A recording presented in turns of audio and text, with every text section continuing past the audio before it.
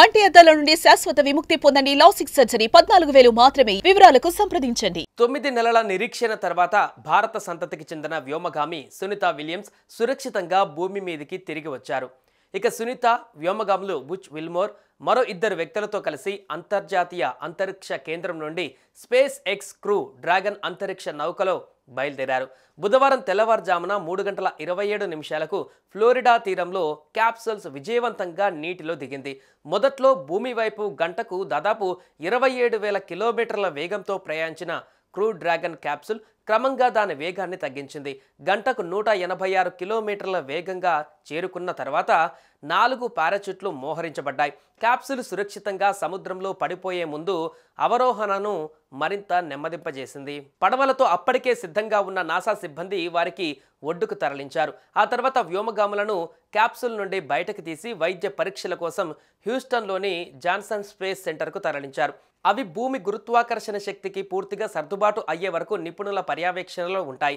ISS నుండి crew dragon అండాక్ చేసిన క్షణం నుండి వ్యోమగాములు భూమికి తిరిగి వచ్చే వరకు మొత్తం ఆపరేషన్ను నాసా ప్రత్యక్ష ప్రసారం చేసింది.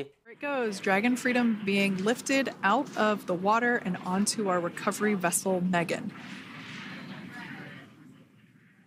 So once securely on, welcome aboard the recovery vessel. Recovery personnel are completing final checks and stand by for translation to the egress platform. Freedom copies. కాగా అంతరిక్షంలో వ్యోమగాములు ఎక్కువ కాలం ఉండడం మంచిది కాదు. చెప్పాలంటే 6 నెలలకు మించి ఉండకూడదు. వయస్సు రీత్యా ఎదురయ్యే మానసిక శారీరక ఒత్తిడి ఉంటుంది. ఎక్కువ రోజులు స్పేస్లో ఉండడంతో బుచ్ విల్మోర్ కంటే సునీత విలియమ్స్ మానసికంగా శారీరకంగా చాలా ఒత్తిడికి గురయ్యారు. స్పేస్లో గ్రావిటీ ఉండదు. దీంతో ఆస్ట్రోనాట్లు ఐఎస్ఎస్లో గాల్లో తేలుతుంటారు. భూమిపైకి వస్తే అలాంటి పరిస్థితి ఉండదు. అందుకే వారికి స్పెషల్ ట్రీట్మెంట్ ఇవ్వాల్సి ఉంటుంది. భూమిపై అడుగు పెట్టాక వాళ్ళు నడవలేరు. నెలల పాటు ఎక్సర్సైజ్ చేయాల్సి ఉంటుంది.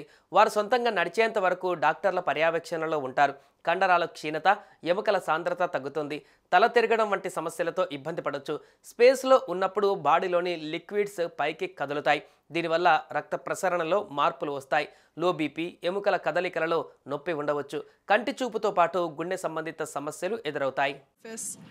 If you've just joined us, we had an on-time splashdown at 5:57 p.m. Eastern Time, and we can now see that the water recovery operations are continuing to progress. The nest where the Dragon spacecraft is located is going to get moved forward. This will happen after one of the recovery crew members. గుండెకు కూడా risk పెరుగుతోంది. అంతరిక్షంలో గుండె గట్టిగా రక్తాన్ని pump చేయాల్సిన అవసరం లేదు. కాబట్టి అది కండరాలను కోల్పోయి ఆకారం మారిపోయే అవకాశం ఉంది. ఓవల్ పేస్ట్ నుంచి మరింత గుండ్రని బంతిలా మారవచ్చు. చాలామంది వ్యోమగాములు తిరిగి వచ్చిన తర్వాత లేచినప్పుడు తల తిరుగుతున్నట్లు లేదా మూర్ఛపోతున్నట్లు అనిపిస్తుంది. ఈ పరిస్థితిని ఆర్థోస్టాటిక్ హైపోటెన్షన్ అని పిలుస్తారు. ఇలాంటప్పుడు రక్తపోటు అకస్మాత్తుగా పడిపోతుంది.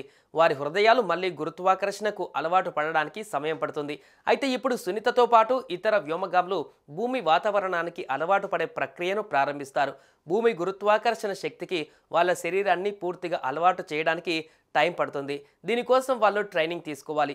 9 నెలల పాటు మైక్రోగ్రావిటీలో ఉన్నాక శరీరాన్ని మళ్ళీ భూమి గురుత్వాకర్షణ శక్తికి అలవాటు చేయడం ఈజీ కాదు. అందుకే నాసా వాళ్ళ కోసం ఒక స్పెషల్ రిహాబిలిటేషన్ ప్రోగ్రామ్ రెడీ చేసింది. Dragon Freedom being lifted out of the water and onto our recovery vessel Megan. so once securely on, Welcome aboard the recovery vessel.